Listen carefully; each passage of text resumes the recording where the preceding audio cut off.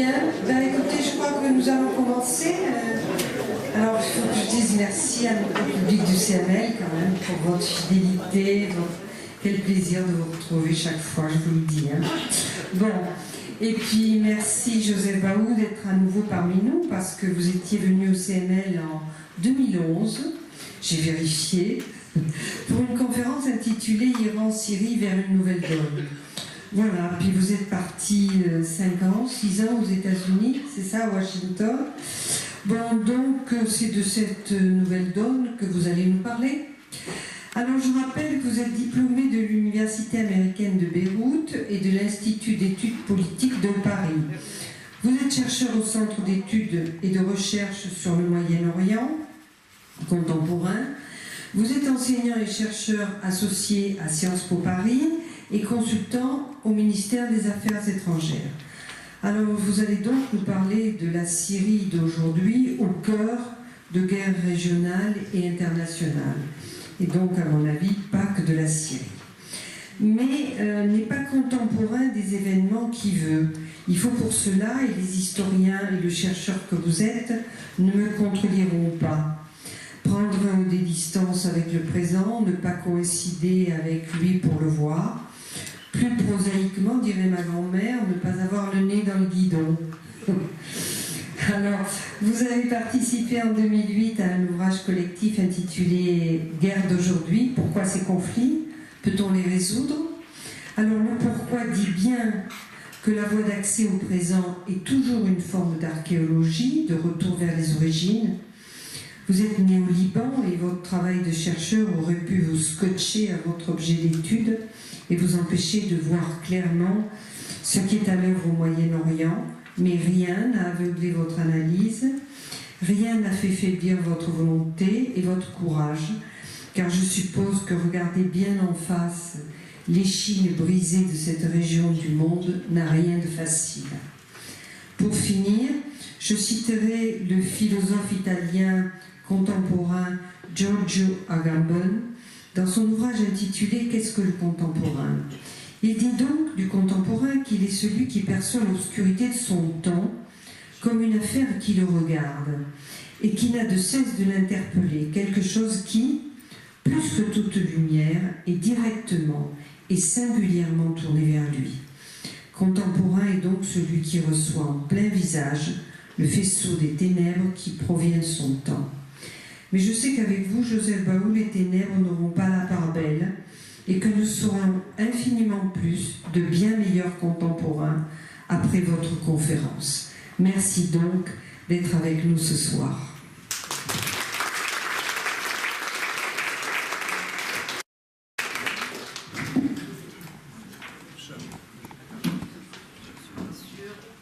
Cher Marie-Paul, merci infiniment. Je suis presque ému, enfin pas presque, ému de ces mots d'introduction qui sont extrêmement personnels, extrêmement touchants. Vous avez dit beaucoup de choses en peu de temps. Je vais essayer parfois de revenir sur certaines choses que vous avez dites qui touchent un peu le sujet et puis un peu la discipline que j'essaye d'exercer, c'est-à-dire un peu cette évolution ou cette oscillation entre le nez dans le guidon quand on est consultant des affaires étrangères et un peu la recherche, donc un peu plus de regard distancié. Je ne sais pas très bien si j'ai réussi très bien à me descotcher de mes origines, mais j'essaie de le faire de toute façon. Et je ne sais pas non plus, surtout, et c'est peut-être le mot d'excuse que je vous dois au tout début de ce propos, je ne sais pas très bien si je réussirai à sortir des ténèbres, puisque dans cette région, malheureusement, ce qui est pratiquement toujours sûr, c'est le pire et presque jamais ou très rarement le meilleur. Mais bon, on va essayer peut-être de mettre ça et là des raies de lumière. Deuxièmement, je voudrais aussi vous dire combien je suis heureux de vous retrouver, vous-même, Marie-Paul, qui avez pu, même lorsque j'étais très loin à Washington, aller me chercher en me disant, je ne sais pas si vous rentrez à Paris de temps en temps, mais si vous y venez, on serait heureux de vous retrouver à Toulon. Vous m'avez rappelé que c'était en 2011, c'est-à-dire c'était vraiment il y a 8 ans, et c'était surtout au moment où la révolution, qui est devenue la guerre syrienne, venait de commencer. Je me souviens encore de ce propos, certains d'entre vous étaient là, des visages qui me reviennent, et malheureusement, et c'est peut-être la façon dont je commencerai cette présentation ce soir, malheureusement, les mêmes questions, les mêmes interrogations, les mêmes angoisses, les mêmes ténèbres, continuent un peu de nous poursuivre 8 ans après. Parfois même elles se sont épaissies, et c'est malheureusement le sort, encore une fois pour le répéter, de cette région du monde où malheureusement encore le pire le dispute trop souvent au meilleur. Donc en fait, lorsqu'on a eu un échange avec Marie-Paul sur le sujet de ce soir, donc vous étiez parti sur cette idée de Syrie au cœur des guerres contemporaines, avec une idée très précise sur laquelle je vais revenir. Est-ce qu'au fond la Syrie, est-ce qu'elle est devenue, c'est-à-dire aujourd'hui pratiquement un cadavre à la renverse, une sorte de corps dépecé, disloqué, une Syrie qui a presque disparu physiquement de la carte, même si le pays est encore là. Est-ce que cette Syrie-là n'est pas au fond la victime d'un abandon de certaines puissances et d'un trop grand appétit d'autres puissances? C'est-à-dire, en gros, et vous faisiez référence à un article que j'ai écrit il y a quelques années, je vais y revenir, dans la revue Esprit, qui s'appelait des États-Unis, enfin Obama en Syrie, la stratégie de l'évitement, c'est-à-dire le fait que le monde occidental n'a pas voulu prendre en main cette question et la laisser aux mains de puissances qui avaient un appétit de puissance d'ailleurs, la Russie, l'Iran, la Turquie, peut-être demain Israël, etc. Et que c'est cela qui mène au fait que cette Syrie a disparu. Mais en même temps, et c'est un peu ce que vous suggériez avec votre proposition, c'est une Syrie aujourd'hui qui est peut-être à la veille de nouvelles guerres, c'est-à-dire le fait qu'elle ait disparu, que la guerre interne en Syrie est en train peut-être de se terminer d'une certaine façon, ne veut pas dire que la question syrienne et la question moyen-orientale est terminée. Et ce que je vais essayer de vous montrer, que c'est loin de là, malheureusement, peut-être aussi parce que les années à venir risquent peut-être d'engouffrer la région plus largement dans le chaudron qu'a été jusque-là la Syrie. Alors, en dialoguant avec Marie-Paul pour choisir le thème de ce soir, je lui ai dit, en fait, moi j'ai deux envies, vous m'excuserez, mais parfois aussi le chercheur ou le conférencier a envie de parler de certaines choses.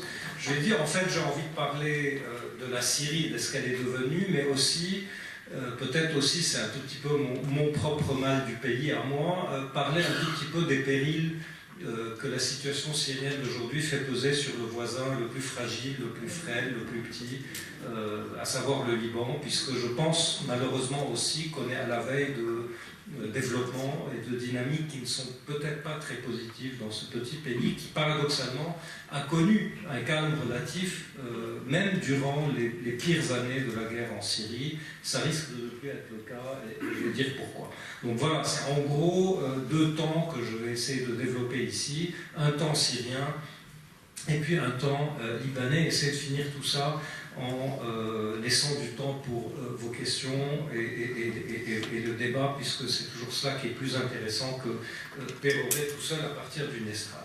Alors je partirai d'une question qui était la vôtre en fait, et qui est aujourd'hui la question qui plane sur l'opinion publique, dans le milieu des observateurs, et elle est vraie, elle est réelle, mais il faut peut-être la réexaminer un peu plus précisément. La question c'est, est-ce que Bachar al-Assad, au fond, a gagné la guerre? Est-ce que Assad sort victorieux de 8 ans, 7-8 ans de boucherie en Syrie, au cours desquels, ces 8 années, où parfois on a vraiment été au bord de la chute du régime, 2013 par exemple, 2015, lorsque la Russie est intervenue en Syrie, mais aujourd'hui on peut indéniablement faire un constat qui est que Assad a gagné. Mais la question politiquement, c'est est-ce que Assad a vraiment gagné? C'est-à-dire, s'il a survécu, il n'a certes pas perdu la guerre, il est toujours en place.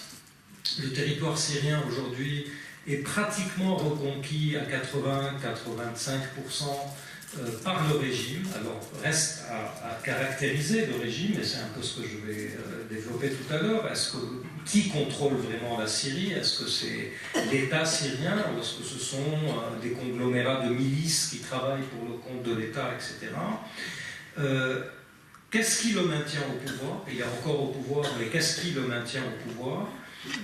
Quelle est la part et le poids de ses soutiens régionaux, internationaux, l'Iran, la Russie? Quel est le jeu de la Turquie? Quelle est justement la part de l'évitement occidental dont nous avons parlé?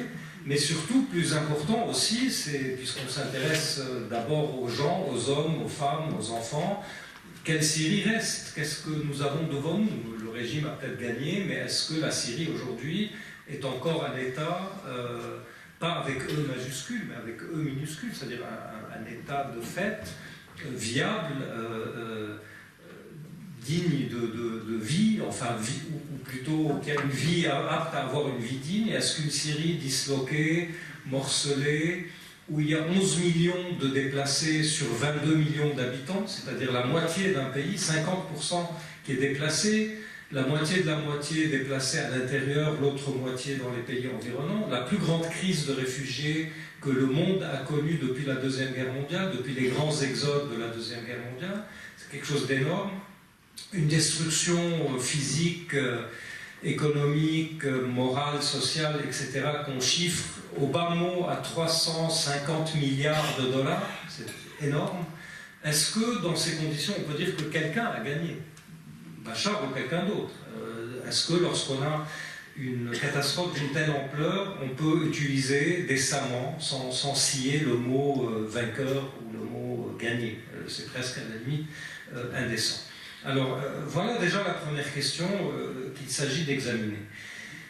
Évidemment, je ne vais pas rentrer, parce que ce serait trop long, dans les raisons et les causes innombrables pour lesquelles, ou qui expliquent cette victoire, entre guillemets. Alors, victoire à la Pyrrhus, victoire en trompe-l'œil, appelez ça comme vous voulez, mais si on veut être réaliste, réel politique, Assad est là, il a gagné. Qu'est-ce qui explique cela?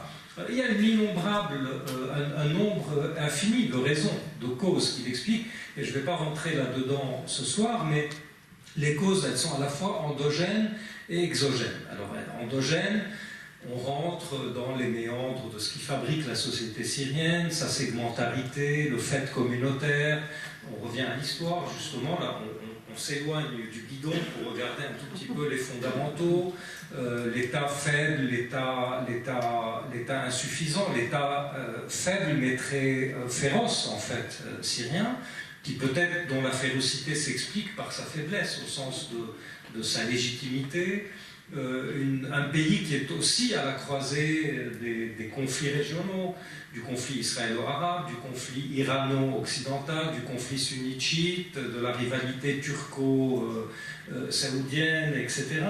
Donc, deuxième explication. Troisième explication, la férocité, le caractère sanguinaire d'un régime qui, au fond, est encore moins étatisé qu'un régime tel qu'on le connaît au Moyen-Orient, mais un clan, en fait, un clan familial, tribal, minoritaire, qui est prêt à aller jusqu'au bout de la sauvagerie la plus absolue pour se maintenir au pouvoir. C'est une explication importante. Pourquoi en Syrie s'est passé ce qui ne s'est pas passé en Égypte ou en Tunisie? Pourquoi le dictateur égyptien est parti alors qu'en Syrie, le dictateur agrippé, ou plutôt dont la famille est agrippée à lui, se bat jusqu'au dernier? Et ça explique aussi, on peut trouver des explications dans le manque d'unité, le manque de sagesse politique, le manque d'expérience politique de l'opposition syrienne, de la rébellion syrienne, qui n'a pas raté une seule gaffe à ne pas faire, qui les a toutes faites systématiquement par manque de vision, par manque de lecture, par manque d'expérience, etc., mais aussi par manipulation des forces extérieures, des pays du Golfe, de la Turquie, parfois même de notre propre impéritie, nous, forces occidentales. Donc on peut aligner toutes ces raisons-là, mais bien entendu, comme on s'est mis d'accord, Marie-Paul et moi, d'axer ça sur un peu ce point de départ qu'est l'évitement et l'abandon occidental, c'est un peu la raison sur laquelle je vais peut-être dire quelques mots de plus pour ensuite passer à la suite. Et donc, effectivement, je situerai ce grand abandon, pour l'appeler comme ça, en gros de l'Occident, essentiellement des États-Unis, et un peu de l'Europe, même si, et franchement, ce n'est pas parce que j'ai l'honneur et le privilège de travailler pour le ministère des Affaires étrangères en France, et pour un pays dont je suis très fier et qui m'a adopté d'ailleurs, ce n'est pas pour l'exonérer, mais je dirais que quand on est abandonné par un allié aussi énorme que les États-Unis, on ne peut pas trop non plus reprocher à l'Europe ou à la France, avec les faibles moyens qu'ils ont et qu'on a, de pouvoir faire autre chose. Et je situerai ce grand abandon, ce grand tournant, à deux moments. Et là, vous allez, je vais vous dire une chose paradoxale, on sort un peu de la Syrie, c'est un point de discussion sur la politique étrangère américaine. Il y a une sorte de continuité saisissante, au-delà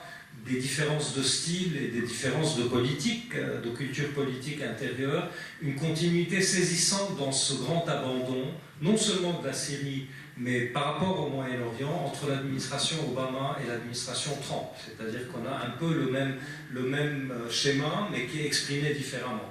2013, première étape de ce grand abandon, c'est au moment où Bachar al-Assad franchit de façon flagrante, de façon très claire, la ligne rouge chimique, lorsqu'il l'attaque de la Ghouta, après que Barack Obama ait dit ce serait le seul critère au nom duquel on pourra intervenir parce que le droit international à ce moment-là est de notre côté.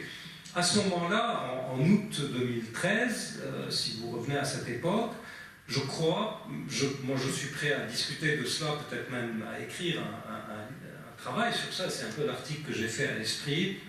Il y avait une chance réelle peut-être, sinon de mettre fin au conflit, mais de lui donner une impulsion ou une inflexion qui aurait pu le mettre sur une voie peut-être positive, en affaiblissant sérieusement le régime et en l'amenant à la négociation, c'est-à-dire lorsque on a refusé de frapper l'arsenal chimique du régime et les lanceurs aériens, etc., du régime, avec des soutiens à l'époque, parce que c'est très intéressant. Aujourd'hui, on vous dit oui, mais on serait rentré dans une troisième guerre mondiale, regardez les Russes, etc.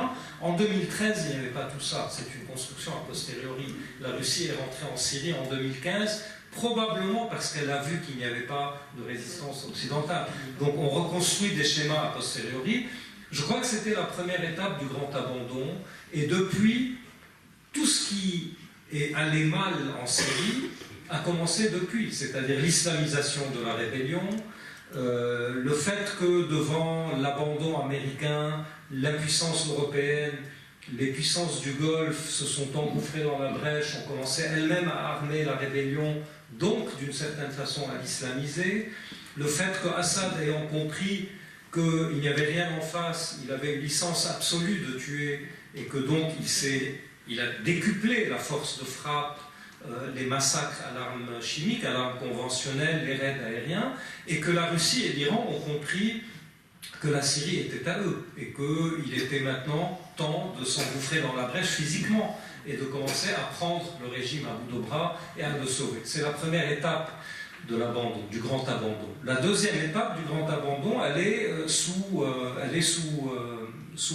Trump, paradoxalement. C'est d'abord dans la campagne électorale, lorsque Trump dit, avec ses accents isolationnistes, alors très bizarre à expliquer, très compliqué à expliquer à un œil non américain. Moi j'ai eu le privilège de passer des années à Washington et d'être à Washington au moment de l'élection de Trump. C'est très difficile à expliquer même à des Européens, ce mélange que Trump incarne entre de l'isolationnisme classique américain, c'est-à-dire une sorte de retrait, et en même temps de politique étrangère beauté, armée, très brutale, très vulgaire à la limite, presque de voyou, de chef de mafia. Donc c'est un mélange entre les deux, mais ce mélange-là conduit Trump, durant la campagne, à dire de façon très claire, de façon, dans ces régions où il n'y a que du sang et du sable, je le cite, hein, il utilise le terme en anglais, sand and blood, on n'a rien à faire, de toute façon c'est des sauvages, ces types-là, on ne pourra jamais les arrêter de se battre, parce que de toute façon, ils se battent, c'est dans leur sang. On n'a rien à gagner de tout ça. Moi, je vais ramener les boys à la maison, et on n'a rien de mieux d'autre à faire que de reconstruire l'Amérique, etc. C'est tous ces accents nationalistes extrêmement populistes, en fait, qui répondent à sa base électorale. Mais au fond, si vous les mettez, si vous enlevez disons, les scories culturelles ou d'expression, etc., ça revient un peu au même que ce qu'Obama faisait en disant l'Irak a été un désastre, ce qu'il a été vraiment. Nous n'avons pas grand-chose à faire dans cette région. Il faut s'occuper de notre système social, de notre système médical. Ça a été les grandes avancées d'Obama. Mais au fond, pour la région, en tout cas, la conséquence était la même. C'est-à-dire qu'il n'y avait plus d'Amérique. Alors, bon, évidemment, l'Amérique n'a pas fait que des grandes et des belles choses dans cette région, il ne faut pas se leurrer. Mais il n'y avait plus d'Amérique, il n'y avait plus de force d'entraînement occidentale. Les Européens devenaient aveugles, muets, impuissants, etc. On n'a physiquement pas la capacité d'intervenir dans ces régions. Il ne faut pas se battre la coulpe de façon masochiste, ça ne sert à rien. Ou bien à ce moment-là, on parlait d'Europe tout à l'heure, il faut se dire, il faut construire une force européenne, il faut construire une diplomatie européenne, et pour ça, il faut accepter de mettre de l'argent, de mettre des moyens, de changer de culture, de construire une sorte de construction supranationale, mais on ne peut pas avoir des choses sans en payer le prix, hein. Il faut arrêter de rêver. Et donc, à partir de là, 2015, deuxième grande inflexion dans le grand abandon, lorsque... Et c'est ce qu'on oublie aussi lorsqu'on vous dit, certains de mes collègues, je ne veux pas régler des comptes ici, vous disent en 2015, de toute façon, le régime n'a jamais failli tomber, tout ça c'est des leurres, c'est des trompe-l'œil, la guerre était perdue d'avance, Assad était invincible, etc. On oublie qu'en septembre, le 30 septembre 2015, lorsque la Russie pénètre physiquement en Syrie, c'est-à-dire Poutine prend la décision d'envoyer 15 avions, c'est rien. 15 Sukhoi, ça ne coûte rien. 4000 hommes qui sont confinés dans des bases, mais il va renverser complètement le sort de la guerre. Il le fait avec très peu de coups, mais lorsqu'il le fait, et c'est ce que je voulais dire tout à l'heure, lorsqu'il le fait, on oublie que les rebelles étaient à 15 km de la ville natale de Bachar al-Assad à Kadbara, dans la montagne de Latakia. Damas était pratiquement encerclé par la rébellion, et donc il y avait vraiment aussi une possibilité peut-être de changer le cours de la guerre, et la Russie rentre exactement parce qu'elle a compris qu'il y avait une chance réelle de perdre la guerre en Syrie. Je vous rappelle une chose qu'on a tous oubliée malheureusement, c'est que Vladimir Poutine prend la décision d'intervenir évidemment parce qu'il veut sauver le régime, pas par amour pour Bachar al-Assad, j'en parlerai tout à l'heure, mais parce que pour lui il s'agit d'un grand bras de fer avec le monde occidental. Mais on oublie qu'il le fait après avoir reçu la visite de Qassem Soleimani, qui est le chef de la force Al-Quds des Pasdaran, des gardiens de la révolution iraniens, qui se rend 2 fois à Moscou en une semaine, alors qu'il est sous embargo international, donc il viole le droit international, va à Moscou, carte à l'appui, pour dire aux Russes, si vous n'intervenez pas avec votre aviation, nous pouvons continuer à nous battre en Syrie, mais on va perdre la guerre. Nous pouvons perdre, certes, mais c'est vous qui perdrez, puisque la Russie devra enregistrer dans son registre, dans son cahier, dans son carnet, la première reculade après la fin de la guerre froide contre le monde occidental, alors que, en fait, la Russie est en train de reconstruire sa force planétaire. Et c'est un peu le deuxième moment du grand abandon. Alors, pour revenir à notre propos, depuis, ça veut dire quoi? Alors, 2015, la Russie rentre. Je vous refais le film très très rapidement. 2015, la Syrie rentre. 6 mois après, elle rétablit l'équilibre. L'armée syrienne commence à se reconstituer alors qu'elle était devenue pratiquement l'ombre d'elle-même. Juste un mot pour vous donner une idée, un ordre de grandeur. À la veille de la guerre, l'armée syrienne, c'est 300 000 hommes. C'est une armée qui n'est pas redoutable parce qu'elle est très largement sous-équipée. Le gros de l'armée, c'est une sorte de troupe en guenille. C'est pas très effrayant, mais il y a quand même 100 000 hommes qui sont des forces d'élite, essentiellement de la communauté alawite, la garde républicaine, etc., hyper armés, très résolus, bien équipés. Donc 300 000 hommes à la veille de la guerre. En 2015, lorsque la Russie intervient, l'armée syrienne ne compte plus que 40 000 hommes. C'est-à-dire les défections ont pratiquement mis le régime à bas. Les officiers sont partis en Turquie, en Irak, en Jordanie, au Liban. Les soldats sont rentrés chez eux, etc. Et donc, la Russie réussit, au bout de 6 mois après 2015, à reconstituer plus ou moins le moral de la force syrienne. Et à partir de là, la conscription reprend, l'armée reprend ses droits. Deuxièmement, territorialement, la Russie reprend les territoires vitaux qui ont été perdus. Mais à quel prix? Vous avez tous en mémoire, j'imagine, encore les bombardements de l'époque, de l'année 2015-2016. Revenez sur YouTube ou ailleurs, mais c'est du ratiboisage, c'est la Tchétchénie. Et je le dis sans être péjoratif, c'est-à-dire la doctrine militaire des généraux russes en Syrie, c'est la tchétchénisation. C'est-à-dire on détruit tout, on casse tout, on brise le moral des rebelles, mais aussi on brise la population civile. C'est les grands bombardements d'Alep, les grands bombardements de Homs, les grands bombardements du sud-est, etc. On ratiboise les villes, on annihile complètement les villes, à la suite de quoi les forces terrestres, essentiellement les supplétifs iraniens et leurs alliés, c'est-à-dire le Hezbollah, les combattants irakiens, chiites, etc., pénètrent, prennent les villes, soumettent la rébellion, et les Russes font exactement ce qu'ils ont fait en Tchétchénie, c'est-à-dire qu'ils choisissent des petits Gadirov pour les intégrer, c'est-à-dire des petits chefs de la rébellion. Ils les réintègrent aux forces armées du régime. À quel prix? Après avoir pratiquement éliminé leur famille, etc. Et le régime reprend petit à petit son ossature au prix d'une terreur absolue. Donc voilà ce qui se passe. Et 2016, vous avez tous en mémoire, Noël 2016, décembre 2016, la chute d'Alep, sur laquelle toutes les diplomaties occidentales avaient versé des larmes de crocodile. Moi je me souviens, j'étais à ce moment-là à Beyrouth, la chute d'Alep, je me souviens des déclarations du ministre des Affaires étrangères Le Drian, du président turc Erdogan, qui dit mot à mot: nous ne permettrons pas à Alep un second Hama. Hama, c'est, pour ceux qui s'en souviennent, c'est le massacre que le père Assad avait commis en 82 dans la ville de Hama lorsqu'il avait causé 25 000 morts en une semaine. Et Erdogan dit la Turquie ne peut pas permettre un second Hama à sa frontière, puisqu'Alep est une ville frontalière de la Turquie. Une semaine après, Alep tombe, avec le scénario que je viens de vous raconter.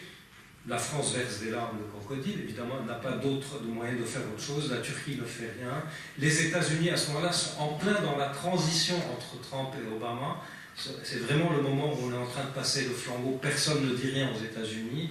La Turquie, tétanisée, commence à voir qu'elle doit se ranger du côté de la Russie, ce qu'elle va faire très très vite après, et le sort est scellé. Et depuis, nous sommes devant une Syrie qui est celle que nous avons aujourd'hui. Alors, c'est le troisième temps, si vous voulez, de ce propos, c'est-à-dire à partir du moment où il y a eu ce grand abandon, qui va hériter de ce cadavre dépecé qu'est la Syrie, de cette sorte disons, de dépouille dont on va hériter? C'est évidemment la Russie, qui est le grand vainqueur, mais un peu un vainqueur en trompe-l'œil. C'est-à-dire la Russie, effectivement, est le vainqueur, mais la Russie tient, je dirais, la superstructure du régime et la superstructure de la Syrie elle-même. C'est-à-dire la Russie, elle tient le régime à bout de bras, comme je vous l'ai dit, avec uniquement 4000 hommes qui ne sont pas sur le terrain, qui ne combattent pas. Ce sont des experts, des conseillers, des officiers qui sont confinés dans 2 bases au nord-ouest de la Syrie, la base de Hmeimim et la base de Tartus, la base navale de Tartus et la base aérienne de Hmeimim, où ils font amener vraiment à la coloniale. Et nous, puissance coloniale française, ça nous rappelle des choses dont on revient au passé, si vous voulez. C'est un peu ce que faisait Lyautey au Maroc, c'est-à-dire il convoque les chefs rebelles, les chefs tribaux à Hmeimim, on leur fait signer des redditions maquillées sous forme de réconciliation, etc.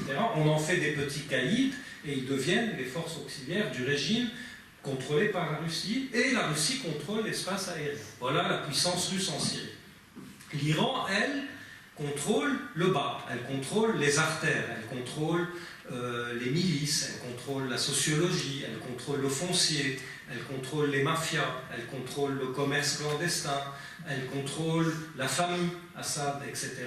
Et donc il y a ce condominium qui va s'installer petit à petit, donc une sorte de chape qui va s'installer, et c'est un peu, si vous voulez, le résultat direct de cet évitement, mais aussi, pour passer au propos qui va suivre, c'est un peu les germes de la guerre qui vient. C'est-à-dire, on a des vainqueurs, mais on ne sait pas très bien ce qu'ils peuvent faire avec cette chose qu'ils ont gagnée, ce trophée qu'ils viennent d'arracher. Et il y a cette Turquie qui, très cyniquement, va très vite se retourner et dire, voilà, on était du côté des rebelles, les rebelles ont perdu, maintenant c'est la Turquie qui fait la pluie et le beau temps. On a une relation compliquée avec l'Iran parce que nous sommes une grande puissance sunnite, l'Iran est une grande puissance chiite, mais on va quand même, au nom de la lutte contre l'autonomie kurde, les velléités kurdes d'autonomie, etc., au nom du fait qu'on ne veut pas avoir un afflux de réfugiés vers notre territoire, puisqu'on en a déjà beaucoup et que ça risque de déséquilibrer la très fragile balance démographique en Turquie, etc. Et donc il va y avoir aussi le grand retournement très cynique et très pragmatique en fait de Erdogan vers la Turquie, et qui va donner naissance à cette grande construction géopolitique et qui devient une construction diplomatique par la suite de ce qu'on va appeler le format d'Astana, de la ville du Kazakhstan, qui va être en fait le lieu de la grande conférence turco-russo-iranienne qui, depuis jusqu'à ce soir, gère en fait l'avenir de la Syrie. Alors, déjà, c'est une façon de répondre à la question, Assad a-t-il gagné? Assad est là, mais Assad est un pantin qui, au fond, n'est que peut-être le sous-préfet de ce qui est en train de se destiner à Astana, entre Russes, Turcs, Iraniens, etc. Et que de temps en temps, avec une humiliation à dessein que les Russes font subir à leurs alliés sauvés, de temps en temps, les Russes convoquent Bachar al-Assad. Je vous raconte des choses concrètes, vous pouvez les voir sur Internet. Convoquent Bachar al-Assad, on l'amène à Sochi ou à Moscou ou ailleurs en cargo militaire russe, même pas dans un avion de ligne, seul, sans garde de corps, sans interprète, sans fonctionnaire syrien, etc. Il s'assied avec le ministre de la Défense russe, parfois avec Poutine lorsqu'on veut vraiment l'honorer. On lui dicte les termes des derniers attendus d'Astana et il rentre en Syrie pour les exécuter. Donc voilà ce qui reste de Bachar al-Assad aujourd'hui. Bien évidemment, il essaye de temps en temps de se rebeller contre cette humiliation en faisant des sauts, comme il en a fait un récemment en Iran, mais il les fait dans les mêmes conditions. C'est-à-dire, il se pose en Iran, le voyage n'est pas annoncé, ce n'est pas un voyage officiel, il est accueilli tout seul à l'aéroport par le fameux Qasem Soleimani. C'est ce qui a donné lieu à la démission du ministre iranien des Affaires étrangères, qui n'avait même pas été prévenu de la visite, c'est pour vous dire combien c'était protocolaire. Et donc Bachar essaye un peu de se trouver une sorte d'existence, un peu comme un chef de guerre tchétchène, entre deux parrains mastodontes qui l'ont sauvé et qui, les deux, le font chanter indéfiniment. Alors, c'est à ces conditions-là qu'il y a, oui, une victoire du régime. Mais derrière cette victoire du régime, donc c'est là où je passe un peu à mon deuxième temps, c'est-à-dire les guerres possibles à venir et puis ensuite le Liban, ce régime, il est confronté à une multitude de problèmes. Je vais les mettre sous deux titres, sous deux paragraphes. Le premier paragraphe, le premier titre, c'est les grands problèmes géopolitiques à venir. C'est-à-dire aujourd'hui, il y a la Syrie que vous connaissez, 80% du territoire est contrôlé soi-disant par le régime, mais en fait par les soutiens du régime, et il y a des poches qui restent non contrôlées et qui sont là, qui dépassent largement le jeu syrien. Et c'est là où on rentre dans ce que Marie-Paul disait, c'est-à-dire vraiment les guerres régionales à venir.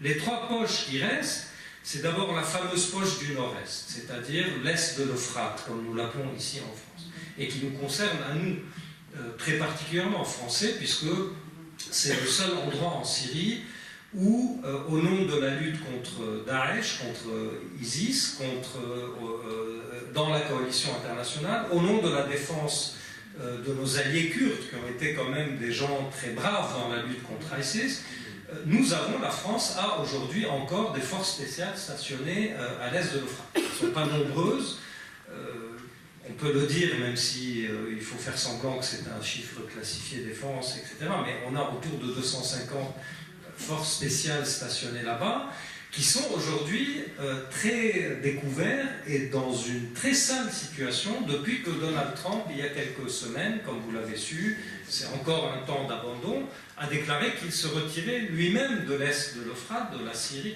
en pensant que Daesh était terminé et qu'on n'avait plus rien à faire en Syrie. Donc on y était, nous, parce qu'on était avec les Américains, les Britanniques, les Jordaniens, tout un ensemble de forces, et tout d'un coup, le grand frère américain s'en va sans même nous prévenir. Vous vous souvenez de la déclaration, la conférence de presse du président Macron, 2 heures après qu'on ait appris le retrait américain, il répond en disant il n'a même pas consulté son ministre de la Défense, il m'a encore moins consulté. Voilà, c'est un peu ça l'alliance occidentale aujourd'hui. Et donc on est dans cette région-là, et en quoi le Nord-Est est un ferment de guerre à venir, ou de crise à venir, dans lesquelles nous allons nous retrouver entraînés, c'est que dans cette région-là, donc il y a cette petite force kurde qui a parié énormément en fait sur une autonomie à venir, et probablement si je vous avais fait, si cette conférence, cette présentation de ce soir avait eu lieu il y a 2 ans, nous aurions peut-être parlé du grand moment kurde, c'est-à-dire nous aurions parlé peut-être enfin de la nation kurde, entre guillemets, qui reprend ses droits après 110 ans d'ignorance.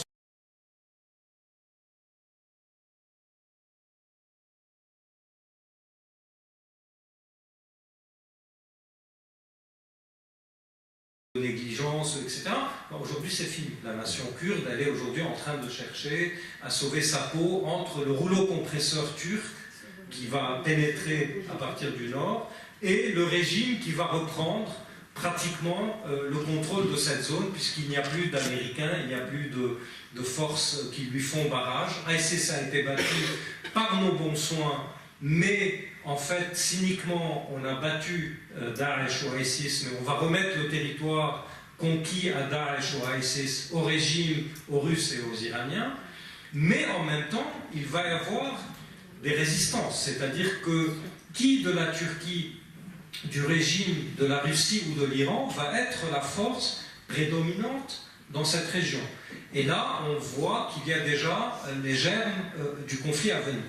Deuxième poche non contrôlée encore par le régime, où l'on va vers de grandes, disons, effusions de sang, malheureusement, dans l'année à venir, c'est la poche du nord-ouest, c'est-à-dire la poche qu'on appelle la poche d'Idlib. D'accord, cette province d'Idlib, qui est, au fil du temps, dans le conflit syrien, devenue, je vais employer un terme horrible, vous allez m'excuser, qui est devenue un peu la poubelle de la Syrie. C'est-à-dire qu'à chaque fois qu'une région était conquise par le rouleau compresseur russe, ou se rendait du fait du siège, etc., que les rebelles en sortaient et les civils l'évacuaient pour des raisons de destruction, etc., c'est à Idlib qu'on mettait tout le monde. Et donc aujourd'hui, à Idlib, on a pratiquement tout ce qui est sorti de partout ailleurs de Syrie. Donc il y a des groupes rebelles qui sont plus ou moins encore des rebelles laïco-nationalistes.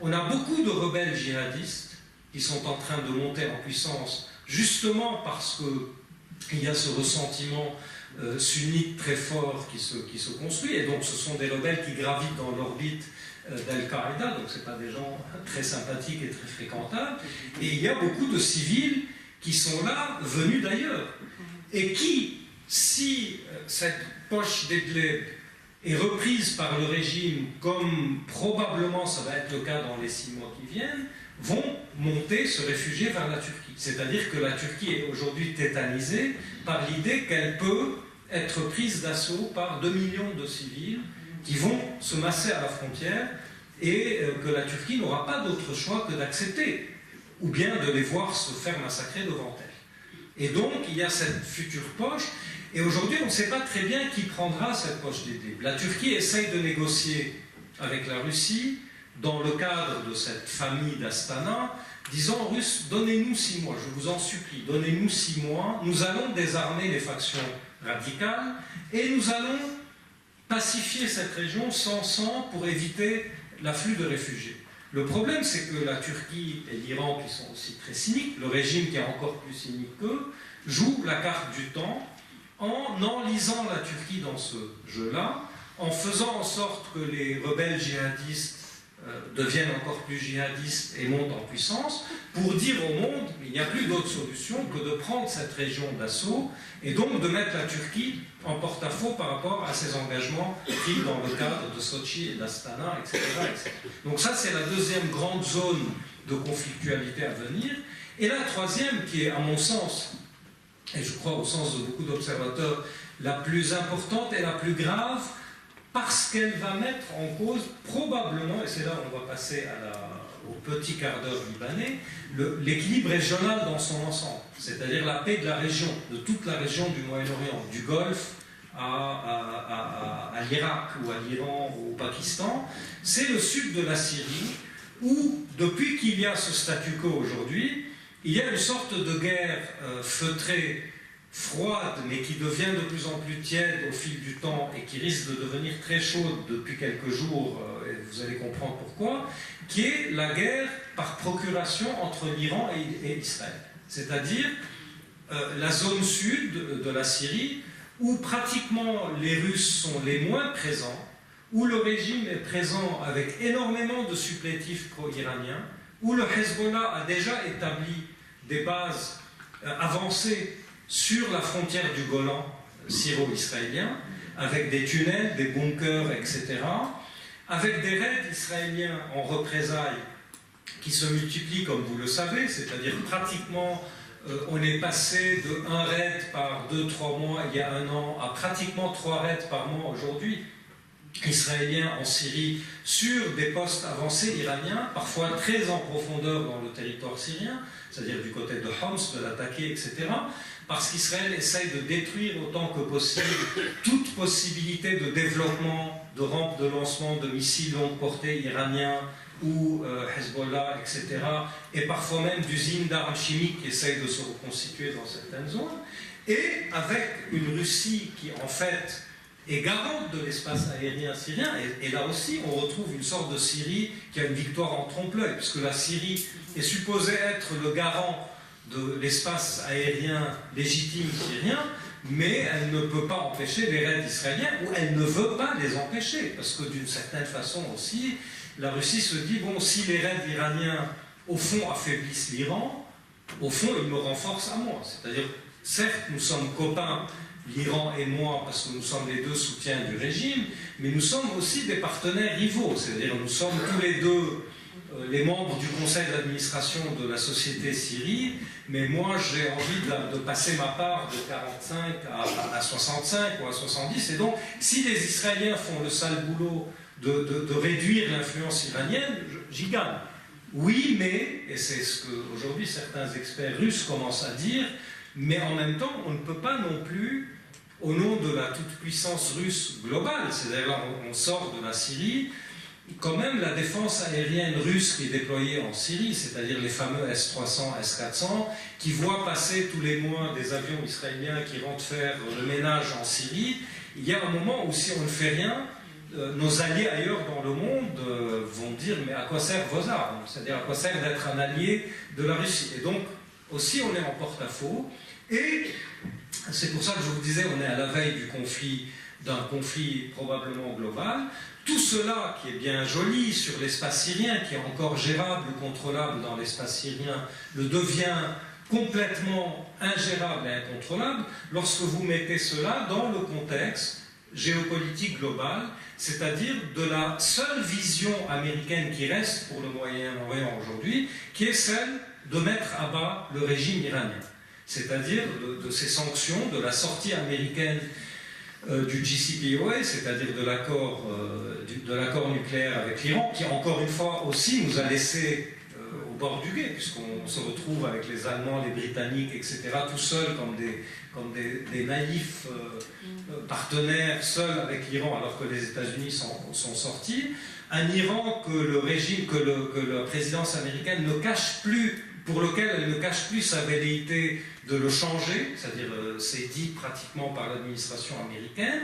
Et il y a 2 jours, si vous avez remarqué, l'énorme pas diplomatique, si on peut l'appeler diplomatique, de l'administration américaine de Donald Trump, qui, pour la première fois depuis 1967, change la doctrine diplomatique américaine en reconnaissant l'annexion par Israël du Golan syrien, occupé en 1967. Et donc, comme si, en faisant cela, Donald Trump disait à la Syrie, à l'Iran, etc., vous pouvez maintenant considérer que vous avez une guerre légitime, vous avez une guerre juste. Aujourd'hui, personne ne peut dire que si le régime et l'Iran essayent de reconquérir le Golan, ils sont en train de faire une guerre injuste, ils sont en train de répondre à un acte d'agression diplomatique israélo-américain qui est la reconnaissance de l'annexion par Israël du Golan.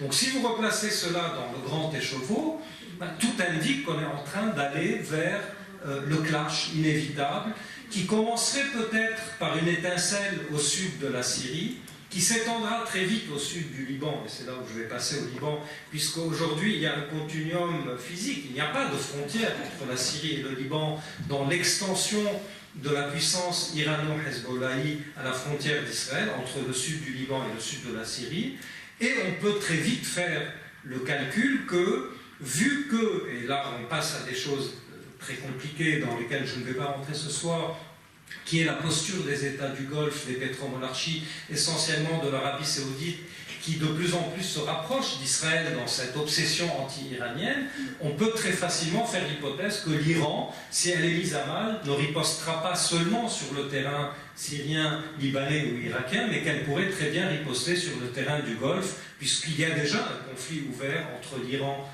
et les États du Golfe, que ce soit au Yémen, que ce soit au Bahreïn, que ce soit en Irak ou ailleurs, ou même en Afghanistan. Et donc, tout d'un coup, ce petit chaudron syrien, si vous voulez, dont on parle depuis 8 ans, il y a 8 ans, j'expliquais que nous étions à la veille d'une nouvelle donne. Malheureusement, aujourd'hui, on est aussi à la veille d'une nouvelle donne d'un autre genre. On est certes devant un régime sauvé, mis sous perfusion, sorti du coma, mais un État complètement dépecé en zone d'influence, et ces zones d'influence, les 3 poches dont je vous ai parlé, sont autant de sources de conflictualité, de sources belligènes pour les années à venir, avec l'une d'entre elles au moins, si ce n'est pas les autres, au moins, qui peut, et pas seulement qui peut, mais qui ne peut pas ne pas enclencher une sorte de maelstrom d'envergure et de dimension régionale, en mettant en fait toutes les conflictualités de la région, en même temps les aligner sur une sorte de grand Armageddon, comme on l'appelle parfois. Alors ça, c'est, si vous voulez, le premier chapitre, le premier titre de ce qui peut permettre de répondre à la question, oui, Assad a gagné, mais ça veut dire quoi? Qu'est-ce qu'il a gagné, en fait? C'est-à-dire, il est encore, aujourd'hui, disons, le directeur général de cette entreprise-là que je viens de décrire. Le deuxième chapitre, et c'est là où je viendrai au Liban, et je vais essayer d'être rapide, sur lequel aussi les grandes questions, et là on n'est plus dans de la géopolitique et des conflits, mais on est plus dans de la sociologie et de l'économie, en quoi aussi le régime qui est aujourd'hui sauvé est loin d'être vainqueur. Et pourquoi la guerre syrienne n'est pas finie, pourquoi le film n'est pas fini, et pourquoi on est encore à la veille de grands bouleversements dans la région. Puisque ce régime qui a gagné, soi-disant, il a gagné au-dessus d'une société et d'un pays dont je vous ai décrit quelques traits en tout début de ce propos, c'est-à-dire un État complètement détruit, une société complètement exsangue, cassée. Pratiquement aujourd'hui, on chiffre le nombre de morts réels en Syrie à quelque chose autour de 800 000 à 1 million. Le chiffre réel, la vérité officielle, c'est 1 demi-million, mais on est largement en deçà. Une affaire de 200 à 300 000 disparus, certains morts dans les geôles, morts admises par le régime, et je vous l'ai dit, un pays qui à la veille de la guerre ou de la révolution compte 22 millions d'habitants, dont 11 millions sont aujourd'hui déplacés. 6 millions déplacés à l'intérieur et 5 millions déplacés dans les pays environnants. Un pays entièrement détruit, vous regardez les images, vous voyez les images de Homs ou d'Alep ce soir, c'est Grozny. C'est Grozny en 10 fois plus. un pays où pratiquement il n'y a plus d'électricité, Damas est nourri par 2-3 heures d'électricité par jour, un pays où les prix ont explosé, où plus personne ne peut vivre, où les réseaux de prostitution enfantine, etc. sont devenus monnaie courante, un pays où le coût de la construction minimum chiffré par la Banque mondiale, et je vous donne la fourchette basse, est entre 300 et 400 milliards de dollars, c'est-à-dire tout simplement, si certains d'entre vous connaissent les ordres de grandeur de chiffres, c'est-à-dire impossible à réunir. Aujourd'hui, impossible à réunir. Il n'y a pas aujourd'hui, dans le système international tel qu'il est, dans l'économie internationale telle qu'il est, il n'y a pas de possibilité de réunir une enveloppe pareille. N'importe quel plan Marshall pour la Syrie ne pourra jamais réunir cette somme. Il faut s'enlever ça de la tête. Et donc, le régime se retrouve, le régime ou ses soutiens, et c'est là qu'ils n'ont pas gagné la guerre, mais c'est très cynique parce que personne d'autre ne l'a gagné non plus, ils auront à répondre à 3 grandes interrogations et à 3 grands dossiers sur lesquels il n'y a pas de réponse. Et c'est parce que ces 3 dossiers ont une réponse, sinon nulle, peut-être insuffisante, que les pays riverains, dont le Liban, sont appelés peut-être à souffrir de cela. Le premier dossier, ou la première question, c'est celle, tout bêtement, de la réhabilitation juridique, diplomatique, politique du régime. Très bien, on a sauvé le régime. Mais ce régime est un régime paria.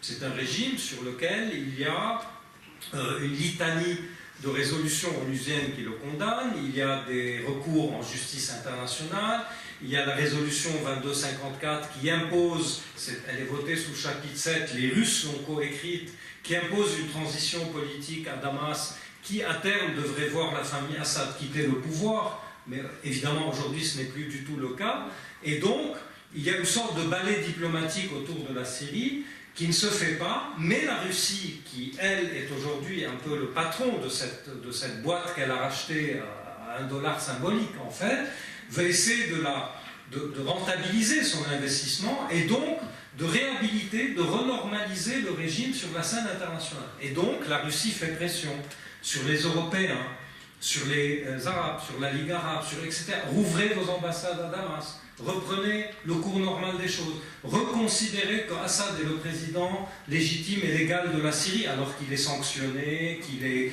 condamné pour des crimes contre l'humanité, etc., etc. Et ça, c'est une entreprise qui ne va pas se faire du jour au lendemain si un jour elle se fait. Et là, je vous donne un peu la clé du truc, si on peut dire, c'est que nous, occidentaux, on réfléchit un tout petit peu dans notre monde à nous, du droit international, où les choses sont blancs ou noirs, sont claires. Alors, soit il est criminel, soit il est président. Mais en fait, si vous regardez le monde tel qu'il est, vous avez plein de gens qui sont dans des zones grises. Il y a un président soudanais, Omar al-Bashir, qui est condamné par la Cour internationale de justice pour crime contre l'humanité, qui est toujours président, 10 ans après, qui n'est pas reconnu par la communauté internationale, mais qui est reconnu par beaucoup d'États africains, par certains États arabes. Il voyage dans certaines capitales, il continue à ponctionner du pétrole, etc. Il y a un dictateur comme Kim Jong-un, qui est là depuis des années, il est sous sanctions, etc. Il y a le précédent, Saddam Hussein, entre 1991 et 2003, c'est-à-dire après la première guerre d'Irak et avant la guerre d'Irak de 2003, Saddam Hussein était un dictateur au pouvoir, sanctionné par la communauté internationale. L'Irak était sous embargo, vous vous rappelez du fameux régime pétrole contre nourriture. Ça n'a pas empêché Saddam de gouverner pendant 11 ans, sa famille de s'enrichir énormément, et l'Irak d'être complètement cassé socialement et humainement du fait de cette situation. Et donc, lorsque vous rentrez dans la tête du régime syrien et de la famille Assad, etc., ça les fait rire lorsqu'on leur dit « oui, mais vous êtes sous sanction, vous ne serez jamais reconnu international ». Ils vous disent « mais qu'est-ce que j'en ai à faire ?» Enfin, il suffit que je sois au pouvoir, que mes réseaux mafieux ponctionnent de l'argent dans les banques libanaises, dans le pétrole irakien, dans des deals mafieux avec la Turquie, etc. Si je tiens la sécurité, je suis en vie. C'est des régimes qui calculent au jour le jour. Donc ça, c'est la première grande question, et c'est un peu la première victoire à la Pyrrhus des soutiens du régime, en tout cas de la Russie. C'est-à-dire qu'ils ont aujourd'hui sur les bras quelqu'un qui est invendable au niveau international. Et ça va être un tout petit peu la chose qui coince. Et je vais en venir sur ce que ça veut dire pour l'environnement et pour le Liban en particulier. La deuxième question, elle est connexe à celle-là, c'est la reconstruction physique. On l'a dit tout à l'heure, 300 à 400 milliards de dollars. Bon, vous connaissez l'état économique de la Russie. La Russie a aujourd'hui, c'est une grande puissance militaire parce qu'elle est capable d'envoyer des Sukhoi, détruire des villes en Syrie, mais elle est incapable de produire une machine électronique qui fonctionne. La Russie aujourd'hui a le PNB du Portugal. Chiffre à chiffre, d'accord? Donc il n'est pas question que la Russie mette un kopek ou un rouble ou un dollar en Syrie, donc 400 milliards de dollars, évidemment pas question. L'Iran est sous sanction, l'Iran meurt de faim, la population iranienne se rebelle contre son régime parce qu'elle n'a pas de pain, évidemment qu'elle ne va pas aller reconstruire la Syrie. Qui va mettre l'argent? Évidemment les Américains dans l'ère trumpiste, l'ère égoïste de Trump, pas $1, tout le monde vient vers les Européens. Donc tout le monde vient chez nous, vient chez les Allemands, vient chez les Italiens, vient chez les Anglais. Allez-y de votre poche, parce que si vous ne reconstruisez pas la Syrie, et c'est là où on passe au troisième objet de la chose, c'est les réfugiés. Attention, messieurs les Européens, si vous ne reconstruisez pas la Syrie, si les réfugiés qui sont au Liban, en Jordanie, en Turquie, etc., ne rentrent pas chez eux parce qu'on a reconstruit la Syrie et vous êtes les seuls à pouvoir le faire, ces réfugiés syriens au Liban, en Turquie, en Jordanie, avec le temps, ils vont venir chez vous. Et ils vont venir en bateau, et c'est là, on revient à toutes les scènes qu'on connaît. Et là, je fais de la politique européenne. Ces bateaux à l'est de Malte, de Chypre, de la Turquie, de l'Italie, l'exodus, la crise de l'exodus, 30 réfugiés sur un bateau il y a 2 ans qui ont failli mettre l'Europe à bas. Imaginez-vous qu'un million de réfugiés, c'est le chantage que fait la Russie et le régime Assad. Donc si vous ne voulez pas cela, mettez, si ce n'est pas 400 milliards, 200 milliards pour reconstruire la Syrie, mais vous êtes les seuls à pouvoir le faire, et vous êtes les seuls qui avaient intérêt à le faire. Alors évidemment, d'abord, on n'a pas d'argent. Si on avait de l'argent, il n'y aurait pas de gilets jaunes. Ça, c'est une autre chose. On n'a pas d'argent parce que non plus on n'est pas supposé aller reconstruire ce que la Russie et l'Iran ont détruit sciemment au mépris du droit international, et on n'est pas prêt à aller reconstruire, au fond, pas un État ou un pays ou une société, mais reconstruire un régime criminel qui va refaire la même chose dans quelques années. Et l'expérience le montre. Et donc, il y a cette résistance. On peut la discuter, je suis sûr qu'il y aura des questions là-dessus, mais voilà la ligne aujourd'hui européenne et internationale, à part le fait qu'il y a des sanctions sur la Syrie. C'est-à-dire qu'aujourd'hui, une entreprise française, italienne, allemande ou anglaise qui va aller reconstruire quoi que ce soit en Syrie sera soumise au régime des sanctions, comme une entreprise française, américaine, anglaise ou allemande sera soumise au régime des sanctions si elle rentre sur le marché iranien. Et donc, il y a une impossibilité.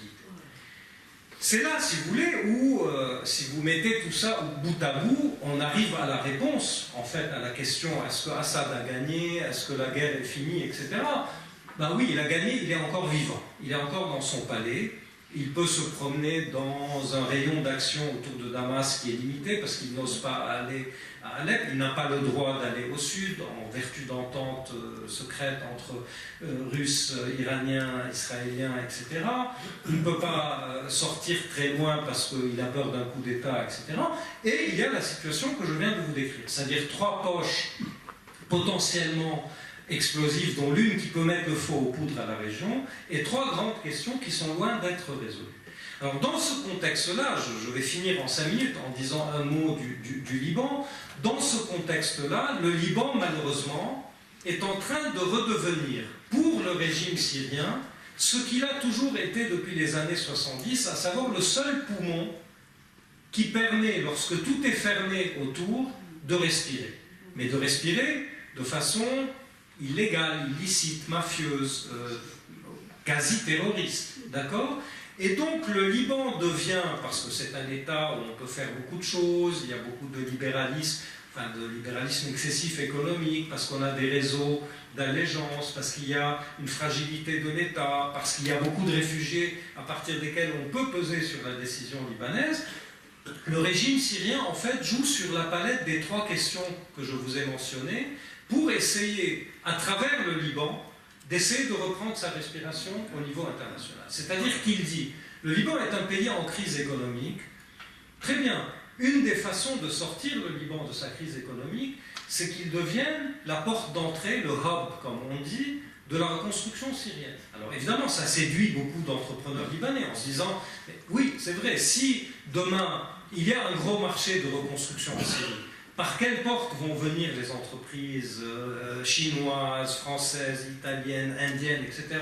Elles sont obligées de venir par le Liban, parce que c'est là où il y a les banques, c'est là où il y a les ports, c'est là où il y a le savoir-faire, etc.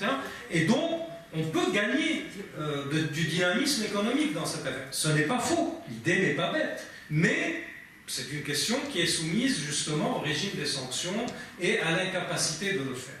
Deuxième question, la question de la réhabilitation internationale. Le Liban est peut-être le flanc le plus faible du monde arabe, de la Ligue arabe, et ce n'est pas un hasard, par exemple, qu'il y a un mois, lorsqu'il y a eu la réunion de la Ligue arabe à Beyrouth, le gouvernement libanais était très sous pression, pour dire les choses poliment, de la part du régime syrien, mais aussi de la part de la Russie, pour envoyer une invitation au régime syrien pour venir assister au sommet de la Ligue arabe qui a expulsé la Syrie en 2013. Et donc, le Liban est presque à la porte de cette réhabilitation.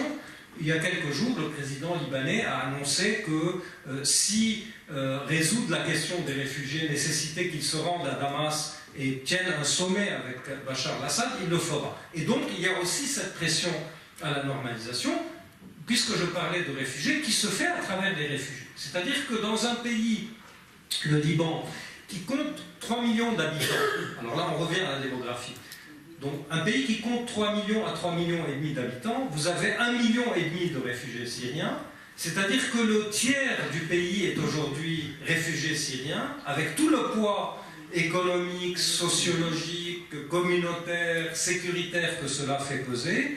Il est évident que le régime syrien a un levier de chantage infini sur le Liban, en disant, mais c'est très simple, on vous débarrasse de ces gens-là, vous les ramenez chez nous, on ne va pas vous dire ce qu'on en fera. La moitié ira dans des camps de concentration, l'autre sera conscrite dans l'armée, les autres seront réhabilités, comme vous le savez, mais on vous débarrasse de ce contingent-là, mais à une condition.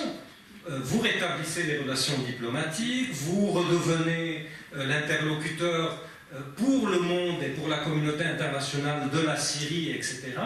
Et vous réintégrez nos alliés politiques au Liban dans le jeu politique traditionnel. Et c'est là où je vais finir en disant, en vous illustrant concrètement ce que je viens de dire, vous savez qu'au Liban, nous avons, il y a quelques semaines, formé finalement un gouvernement, après 8 mois de vacances gouvernementales, succédant à des élections législatives qui clôturaient 9 ans de vide parlementaire.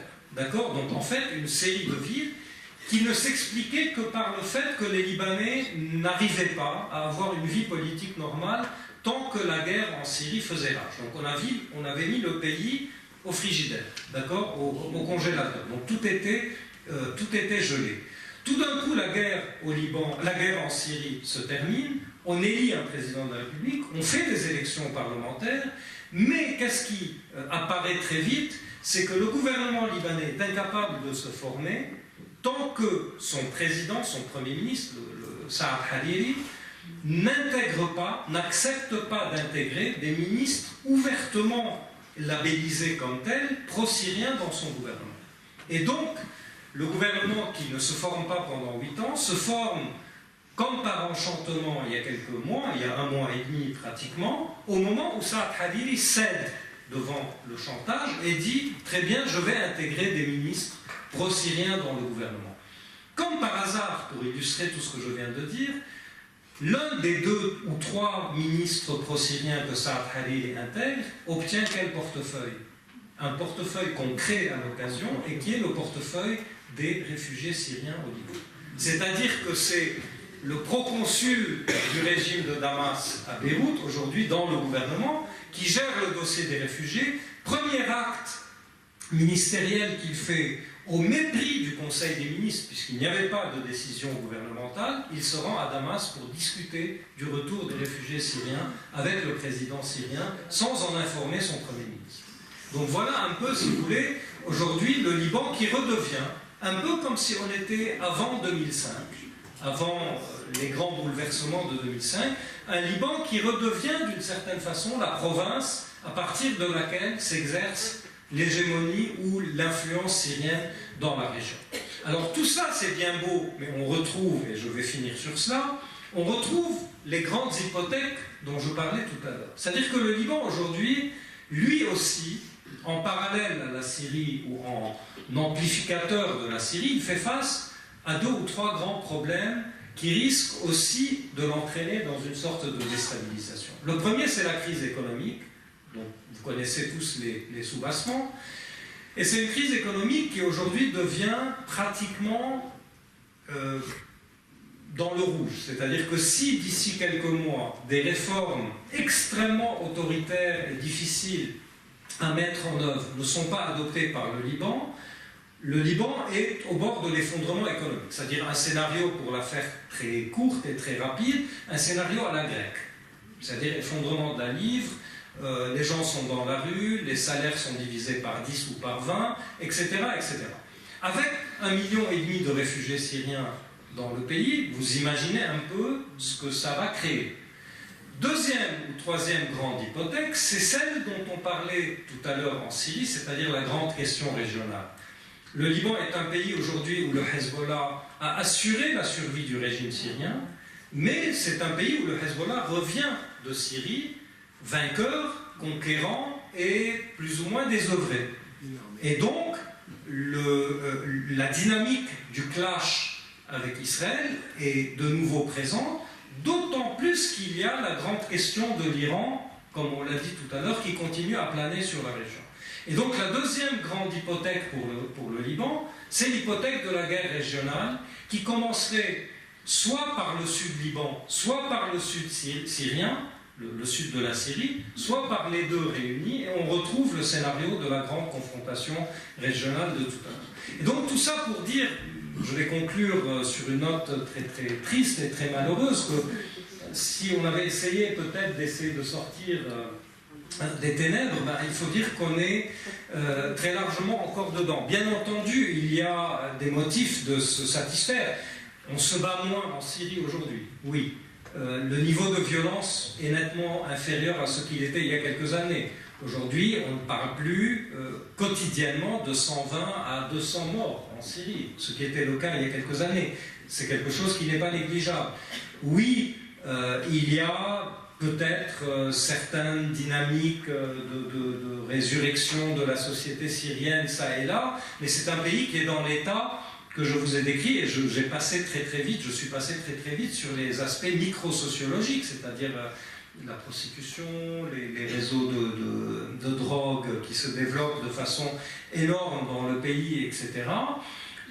Oui, certes, le Liban n'a pas été happé par le chaudron syrien, ce que beaucoup d'observateurs craignaient, dont moi, je le dis très modestement. On s'est peut-être un peu affolé trop vite en pensant que le Liban ne résisterait pas au chaudron syrien, mais paradoxalement, la fin de la conflictualité syrienne est peut-être le début des problèmes au Liban, peut-être à Dieu ne plaise. Et donc oui, il y a certains motifs, si vous voulez, d'être un tout petit peu, de voir un peu de lumière, mais en gros, au fond, nous sommes encore, si ce n'est au milieu du tunnel, mais on est encore peut-être dans le bon 2/3 du tunnel, et on ne voit pas encore vraiment la lumière au bout de cette aventure. Merci.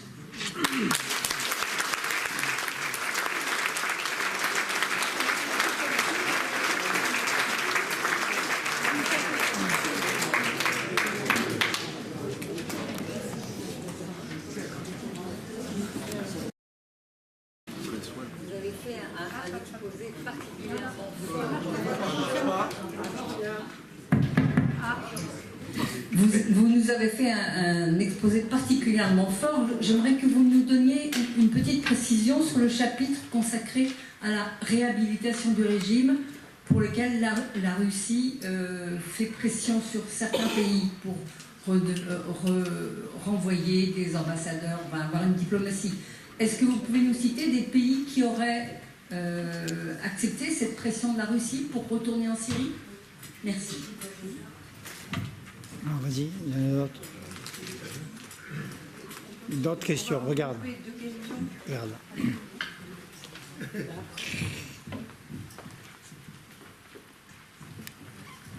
Merci monsieur pour vos propos à la fois passionnants et terrifiants.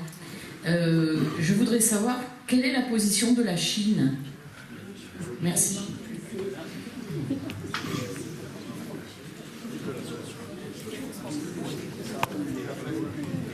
Moi, je voulais savoir si la position de la Russie va se maintenir, parce que les problèmes, notamment les problèmes religieux, sunnites, etc., la Géorgie, est-ce que ça ne va pas avoir une influence dans les décisions de la Russie?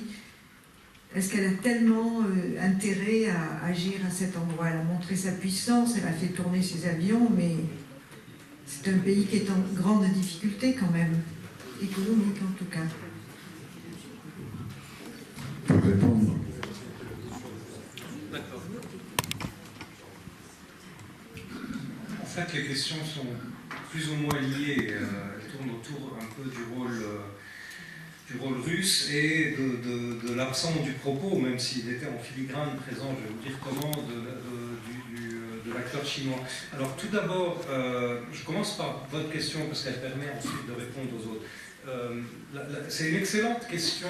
Il y a deux questions dans votre question. Il y a la question de est-ce que la Russie peut, avec sa fragilité, mais aussi sa brutalité, maintenir ce jeu un peu compliqué en Syrie. C'était un peu le filigrane de mon propos lorsque je dis oui, la Russie sauve Bachar, mais elle se retrouve avec un trophée dans les mains dont elle ne sait pas quoi faire, et dont elle ne peut pas faire grand-chose en fait. Donc c'est là les limites un peu du jeu russe. Alors, évidemment, les Occidentaux peuvent cyniquement s'asseoir sur leur fauteuil et regarder tout ça en disant « Ah, vous avez bien dit, les Russes sont capables de venir avec leur Sukhoi tout cassé, mais ils ne peuvent rien faire à la place. » Ça ne nous avance pas beaucoup. Donc c'est la première question. La deuxième question, c'est que voulait au fond la Russie en Syrie? Et je crois que ça, c'est la vraie question. Et ensuite, je passe au suivant. Alors sur cette question-là, moi j'ai toujours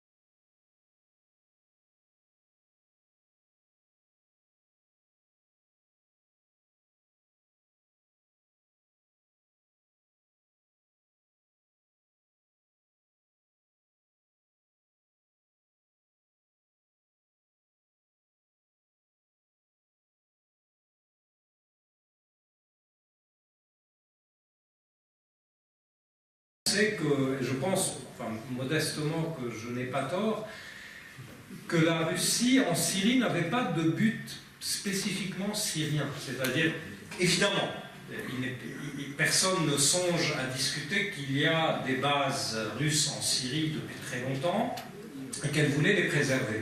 La base maritime de Tartus, essentiellement, qui est la seule base russe en Méditerranée, et la seule base russe sur les mers chaudes. D'accord, si vous avez été, comme moi, bien formé en histoire géo à l'école, on nous a toujours dit que le but de la Russie était d'atteindre les mers chaudes. Ben, c'est fait, elle les a atteintes. Bon, une fois qu'on a dit ça, c'est très bien. Le problème, c'est que tout ça n'était pas mis en cause, puisque même au pire moment pour la Russie dans la crise syrienne, les Occidentaux parlaient avec la Russie pour résoudre la crise syrienne en leur disant « mais il est évident que la Syrie restera dans la zone d'influence russe. Personne ne songe à le contester. Tout ce que nous vous demandons, c'est de mettre en œuvre une transition politique qui nous débarrasse de ce régime criminel. » Donc personne ne songeait, comme certaines littératures conspirationnistes tendent à le montrer, qu'on voulait faire basculer la Syrie dans l'orbite occidentale, etc., etc. Ça, c'était... Les autres buts russes, ils étaient plus intéressants. C'était d'abord, si vous vous souvenez, la Syrie est venue très vite après l'épisode libyen. Qu'est-ce qui s'est passé en Libye? En Libye, il y a eu une résolution internationale, la résolution 1973, qui a autorisé le Conseil de sécurité à user pour la première et malheureusement la dernière fois dans l'histoire diplomatique d'un principe qui s'appelle la R2P, la responsabilité de protéger. Et la Russie a voté la résolution 1973. Le problème pour la Russie, et peut-être pour beaucoup, c'est que cette résolution a été utilisée de façon un tout petit peu excessive par les Français et les Britanniques, il faut le dire, et qu'elle a conduit à l'éjection du dictateur Kadhafi, et puis à son assassinat. Et là, les Russes ont dit, vous ne nous y reprendrez plus. C'est-à-dire, il n'y a pas de responsabilité de protéger, vous n'aurez plus notre voix pour une résolution internationale, parce que lorsqu'on vous dit, oui, allons protéger des populations civiles, vous utilisez ça pour régler vos comptes et faire ce que la Russie, et c'est probablement l'argument principal à mon avis, ce que la Russie ne veut pas du tout, et Poutine est prêt peut-être à aller jusqu'à l'utilisation de la menace nucléaire pour éviter cela, éviter toute tentative de régime change dans cette région du monde. C'est-à-dire que pour Poutine, c'est une question de politique intérieure russe. C'est-à-dire la fin de la guerre froide a été une sorte de régime change que vous avez opéré à Moscou, puis il y a eu ce que lui appelle les révolutions colorées, c'est-à-dire l'Ukraine, la Géorgie, etc. Vous ne le referez plus. Et nous nous battrons jusqu'au bout pour maintenir nos alliés, même si on doit faire 400 000 morts. C'est ce qu'il fait en Syrie. À cela s'ajoute l'autre argument. Donc là, on est dans de la politique intérieure russe, c'est-à-dire la construction du profil de l'image de l'homme fort, qu'est Poutine, et la fascination qu'il exerce auprès du parti de nos opinions ici. Je ne veux pas rentrer dans les méandres de la politique française, mais la fascination qu'exerce Poutine, que ce soit dans les franges, disons, je ne veux pas dire extrême, mais de la gauche et de la droite, elle s'exprime par ça. Voilà un homme qui en a, qui se bat pour ses amis, qui ne laisse pas tomber ses alliés, qui défend. Ce sur quoi se joue l'autre argument de la Russie, ou l'autre paramètre, ou l'autre driver, comme on dit, de la politique russe dans cette région et en Syrie, c'est la supposée ou la soi-disant défense des minorités essentiellement chrétiennes dans la région. C'est-à-dire, aujourd'hui, Poutine se vend au niveau international comme le dernier défenseur de l'Occident chrétien face à la barbarie islamiste. C'est là où on arrive un peu à la question sur les zones musulmanes des provinces sud de la Russie. Pour Poutine, et c'est là où on retrouve la Tchétchénie, il y a une obsession, non pas seulement du régime change ou des révolutions colorées, mais une obsession des rébellions quelque peu islamisées. Essentiellement si elles sont sunnites. C'est pour ça que travailler avec l'Iran ne pose pas un énorme problème, puisque le gros de l'islam russe qui menace, au fond, le pouvoir de Moscou, il est sunnite, c'est-à-dire c'est le Caucase, etc., etc. Et donc, pour Poutine, et c'est pour ça que si vous déchiffrez sa rhétorique vis-à-vis des opinions occidentales, pour lui, la Syrie C'est-à-dire, nous, notre narratif, la Syrie, c'est une révolution d'une population face à un régime autoritaire qui a mal tourné, qui a donné lieu à une guerre inextricable. Pour Poutine, le narratif, il est complètement différent. Et il s'est greffé sur la tête de certains occidentaux. C'est depuis le début une rébellion islamiste de type tchétchène. Depuis le début. Et donc, il fallait y répondre depuis le début par le bombardement aérien. Et donc ça, c'est, si vous voulez, la rhétorique, ou du moins la vision du monde russe telle qu'elle se projette en Syrie. Et, in fine, ayant fait tout cela permet à la Russie de se réasseoir à la table du grand concert des nations qui, pour les Russes, n'est qu'américain. Nous, ils nous méprisent totalement. On n'est rien du tout. C'est-à-dire multiplier les sommets avec lui, comme certains présidents français le pensent, etc., ça le fait rire. Ça le fait rire, il s'amuse, mais c'est pas ça qui compte. Lui, pour lui, ce qui compte, c'est que, ayant usé 5 fois au Conseil de sécurité avec la Chine, c'est pour ça que les questions sont liées, de son droit de veto sur la Syrie, même pour des résolutions humanitaires, lui permet de montrer aux États-Unis qu'à partir de maintenant, on a fini, on n'est plus à l'ère de Elstine, à l'ère d'un président russe ivrogne et faible, etc. Je suis à parité avec vous, même si dans les faits, je n'ai pas le pouvoir que les États-Unis ont. On disait tout à l'heure, la Russie a le PNB du Portugal. Mais c'est la Syrie, par hasard. Si la révolution en 2011 avait éclaté je ne sais pas moi, dans les territoires occupés palestiniens, probablement que la Russie aurait eu le même comportement. C'est ce qui fait que, durant l'ère Obama, si vous avez compté, moi je l'ai compté parce que ça me mettait hors de moi, il y a eu une affaire de 22 sommets Kerry-Lavrov pour parler de la Syrie.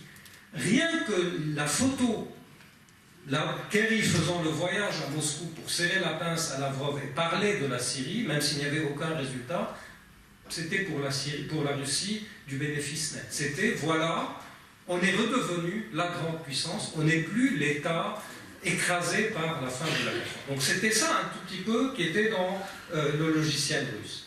Alors à partir de là, est-ce que, on revient aux questions que j'ai laissées en suspens parce que moi je n'y ai pas de réponse. À partir de cette construction qui est en fait une construction un peu factice, un peu en trompe-l'œil, une construction qui, par miroir grossissant, c'est-à-dire, comme le dit un de mes bons amis qui est aujourd'hui très important au Quai d'Orsay dans la hiérarchie, il me dit en fait la Russie est puissante parce qu'on a décidé qu'elle l'était. Le jour où on dira non, la Russie est ce qu'elle est, elle n'est plus puissante. Et c'est là aujourd'hui où l'impuissance de la Russie à traduire son gain en Syrie va devenir patente. C'est-à-dire, oui, vous pouvez sauver Assad, vous pouvez ratiboiser le paysage syrien, vous pouvez détruire des villes, mais vous ne pouvez pas réunir 400 milliards. Ce jeu-là, c'est nous qui pouvons le faire, parce que c'est ce que savent faire les Occidentaux, etc. Vous ne pourrez pas amener les Arabes à reconstruire la Syrie parce que vous avez gardé un dictateur anti-sunnite en place, etc., etc. Alors c'est là où on passe justement à l'autre question. Que fait la Russie pour essayer de faire pression sur certains acteurs internationaux pour qu'ils rétablissent la normalisation du régime syrien? Il travaille soit sur les plus faibles, les plus vulnérables, soit sur les plus idéologiquement capables d'avaler et de digérer le narratif russe. C'est-à-dire, en gros, si vous regardez le paysage européen, malheureusement, nos voisins et partenaires européens qui sont les plus poutinisés idéologiquement, c'est-à-dire la Pologne, la Tchécoslovaquie, enfin la Tchéquie, la Finlande, la Hongrie. Comme par hasard, ce sont les États, l'Italie de Salvini. Aujourd'hui, comme par hasard, à Bruxelles, la semaine passée, c'est entre ces États-là et les États du type France, Grande-Bretagne encore avant le Brexit, Allemagne, Suède, etc., qu'il y a eu un débat violent sur la reconstruction en Syrie et sur la réouverture des ambassades. Et sans trahir de secret, comme le disait il y a quelques semaines le conseiller du président de la République ici, conseiller diplomatique, il m'a dit Joseph, il ne va pas falloir trop compter sur la solidité du mur européen sur la question de la non-réouverture des ambassades, etc. au bout d'un, 2 ans, il va y avoir, le chapelet va s'effilocher et ça va casser. Alors ça c'est au niveau européen. Au niveau des pays du Golfe, c'est intéressant. Qui sont les États qui ont eu des velléités de renormaliser avec le régime syrien avant d'être attrapés, mais vraiment in extremis, par la Manche, par les Américains? Et encore, je ne suis pas sûr que ce soit solide. C'est des États comme les Émirats Arabes Unis, l'Arabie Saoudite qui était sur le point de le faire, le Bahreïn.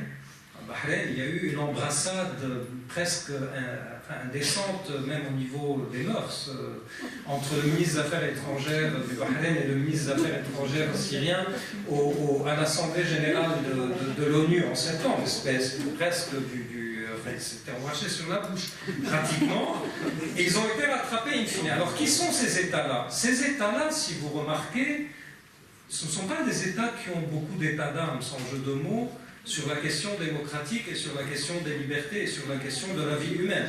Un État comme le Royaume d'Arabie Saoudite qui découpe un journaliste dans un consulat, si Bachar bombarde à l'arme chimique, ça ne va pas empêcher certains émirs de dormir. Mais eux, ce qui les intéresse, c'est quoi? Eux, ce qui les intéresse, c'est que l'Iran ne devienne pas la puissance prédominante en Syrie. Et donc, ils font le calcul suivant, qui est un peu l'illusion que certains ont.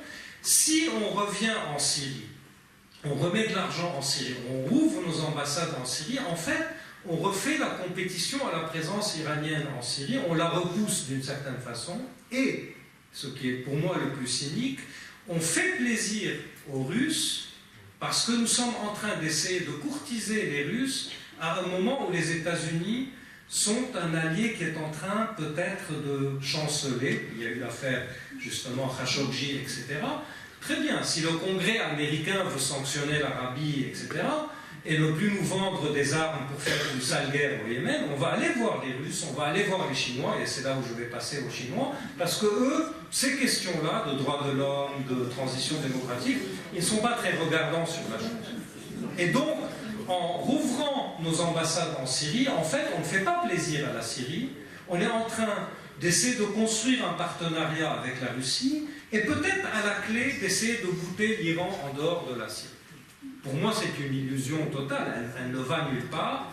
Pour l'instant, en tout cas, ils ont fait un premier pas. Ils sont très hésitants sur la réintégration de la Syrie dans la Ligue arabe. Moi, à mon avis, ça va finir par casser, parce que les Russes le veulent, et les Russes vont probablement dire à ces monarchies du Golfe, allez-y, au nom de on fait la concurrence à l'Iran, et c'est pour nous une façon de construire un partenariat avec vous sur d'autres questions qui n'ont rien à voir avec la Syrie, comme par exemple les marchés d'armes, la défense du régime, etc., etc.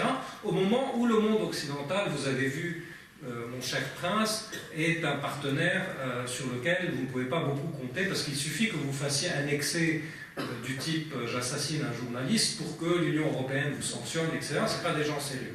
Vous ne pouvez pas travailler avec eux. Alors là, on arrive à la question de la Chine. La question de la Chine est intéressante parce qu'en fait, dans cette affaire-là, si vous remarquez, depuis le début, la Chine a exactement fait ce que la Russie fait, mais sans jamais apparaître. C'est-à-dire qu'elle le faisait toujours dans l'ombre de la Russie. En gros, quoi? J'ai dit, la Russie a voté 5 fois des vétos au Conseil de sécurité sur la Syrie, la Chine était toujours avec elle. C'est-à-dire qu'il y a toujours eu un double veto sino-russe. Qu'est-ce qui meut la Chine sur cette affaire? D'abord, pour la Chine, c'est la question un peu mise différemment de tout ce qui touche à des changements de régime, des droits d'ingérence sur les questions de droits de l'homme, de crimes humanitaires, etc. La Chine, c'est la doctrine diplomatique de la Chine, ce n'est pas une accusation. La Chine considère que personne n'a le droit de mettre son nez dans ces affaires-là. Et donc, ouvrir un précédent, que ce soit en Syrie, demain au Venezuela, après-demain à Cuba ou ailleurs, pour elle est inacceptable. C'est-à-dire qu'il y aura toujours un veto sur ces questions-là. Donc ça, c'est sur ça, elle s'entend avec la Russie. La deuxième chose, c'est que la Chine, et là on sort de notre sujet, mais moi c'est un sujet qui me passionne, au fond, l'acteur alternatif du système international aux Occidentaux et aux États-Unis, c'est pas la Russie, puisque la Russie, on l'a dit, c'est la Chine. L'acteur de 2050 et au-delà, c'est la Chine. C'est la Chine qui est l'acteur qui monte dans le monde. Et donc la Chine ne veut pas voir aujourd'hui un Moyen-Orient qui pour elle est une zone pétrolière principale, parce que vous savez qu'aujourd'hui, le seul État qui continue vraiment à bénéficier, enfin à être dépendant de la ressource énergétique du Moyen-Orient, c'est la Chine, beaucoup plus que les États-Unis, qui aujourd'hui sont devenus quasiment autonomes. La Chine ne veut pas voir un Moyen-Orient où les États-Unis et les Occidentaux gardent la même puissance qu'ils avaient il y a 10 ans. C'est-à-dire qu'ils en sont sortis avec la guerre d'Irak et ses suites, c'est très bien, on ne veut pas qu'ils reviennent. Mais la Chine, très intelligemment, fait faire le boulot par les Russes. C'est-à-dire c'est les Russes qui y vont, c'est les Russes qui... Mais par contre, et c'est là où on revient à la question de la reconstruction, maintenant que c'est fini, les Russes n'ont pas d'argent pour reconstruire la Syrie. Mais qui a de l'argent, c'est les Chinois. Ils n'ont pas 400 milliards, mais eux, par contre, ils sont en train de donner des signaux au régime que vous en faites pas. On pourra trouver 50, 80, 100 milliards. Et par exemple, lorsque vous regardez dans le détail, vous vous rendez compte, par exemple, que la Chine, mais là je vous donne des informations un peu qui ne sont pas dans le radar, mais la Chine, par exemple, vient d'acheter la plus grande cimenterie turque à la frontière de la Syrie. Pas pour le marché turc, mais parce qu'elle se projette sur le marché syrien. Parce que les tonnes de ciment qui vont être utilisées pour reconstruire Alep, etc., c'est les Chinois qui vont en bénéficier. Le réseau de téléphonie mobile, aujourd'hui, il ne va pas être reconstruit par France Télécom, ou même par Turkish Telecom, ou par Russia Telecom, si ça existe. Il sera reconstruit par Huawei, qui est aujourd'hui le géant dont vous entendez parler, etc., etc. Quatrième et dernière considération pour la Chine, et c'est passionnant, moi je ne le savais pas, je l'ai découvert récemment, la Chine a dans le contingent des djihadistes d'Al-Qaïda et de ISIS qui ont été se battre en Syrie, elle a une affaire de 1500 à 2000 combattants ouïghours, c'est-à-dire qu'il y a des Chinois musulmans qui ont été se battre en Syrie, et la Chine, qui a une obsession avec sa minorité musulmane, au point où, comme vous le savez, elle construit pour eux des camps de concentration et des camps de réhabilitation, est très soucieuse de savoir ce que vont faire ces gens en Syrie, et surtout très soucieuse qu'ils ne reviennent pas de Syrie. Et donc, il y a des moments où les Chinois donnaient du renseignement à l'aviation russe pour leur indiquer où étaient les camps d'entraînement ou les bases de combattants ouïghours dans les montagnes au-dessus de l'Ataké ou dans le Sahl al-Rab, etc., etc. Et donc la Chine a un intérêt, mais elle a l'intelligence, probablement par rapport à la Russie, de se mettre en arrière-plan et d'attendre son heure qu'elle sait pas encore venue, mais qui inexorablement viendra. Et moi je pense que dans 15 ans, notre vrai, appelez-le comme vous voulez, partenaire, interlocuteur, adversaire, compétiteur, etc., c'est pas la Russie. C'est la Chine. Bien, je vous donne rendez-vous. Dernière question. Merci. Quelle est l'attitude du Hezbollah libanais vis-à-vis de la Syrie? La réponse va être très rapide et très courte, parce que j'en ai beaucoup parlé. Oui, alors, la position, elle est la suivante, chronologiquement. D'abord, il était pour le Hezbollah vital que le régime syrien ne tombe pas s'il devait tomber aux mains d'un pouvoir qui serait hostile à l'Iran. Donc c'est pour ça que l'Iran a défendu le régime syrien dès le premier jour, parce qu'il est son poumon qui permet l'importation ou l'arrivée, l'acheminement des armes iraniennes à travers l'Irak et la Syrie jusqu'au Liban. La deuxième chose, c'est que je rentre ici un peu dans des considérations communautaires, même si elles ne sont pas majoritairement prédominantes, mais elles sont importantes. Le Hezbollah ne voulait pas voir non plus accéder au pouvoir en Syrie un régime un peu ou beaucoup teinté d'islamisme sunnite. C'est-à-dire que là, c'était un danger vital pour les communautés chiites en Syrie et au Liban. Et troisième chose, pour le Hezbollah, c'est d'abord la considération iranienne, c'est-à-dire que le Hezbollah agit dans cette région, que ce soit en Syrie, en Irak, au Yémen ou ailleurs, comme la légion étrangère d'élite de l'Iran islamiste, de l'Iran de la révolution iranienne. Le Hezbollah obéit aux ordres de Qassem Soleimani. Et donc, si l'Iran considère que dans le grand jeu géopolitique, il faut défendre le régime syrien, ben le Hezbollah est dans cette aventure-là au service de la stratégie iranienne, même si défendre le régime syrien, encore une fois, répond à sa stratégie libanaise propre aussi. Donc voilà, maintenant, la question ouverte par votre question et qui est passionnante, c'est que fera le Hezbollah maintenant que la guerre est finie? Que fera le Hezbollah s'il doit partager ce pouvoir en Syrie avec la Russie?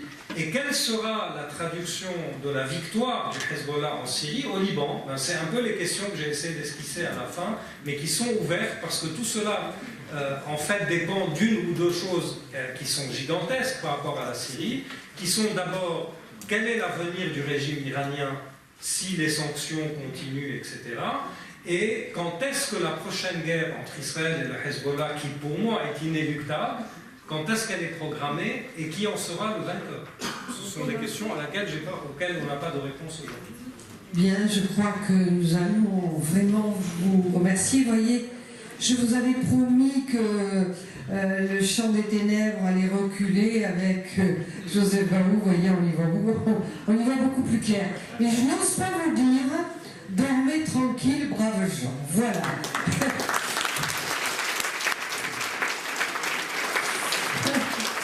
Voilà, puis je vous invite quand même à la dernière conférence du CML avec Christine Barr, mardi 25 avril. Il s'agit d'une autre guerre que les femmes n'ont pas encore gagnée. Voilà. Alors je vous invite à venir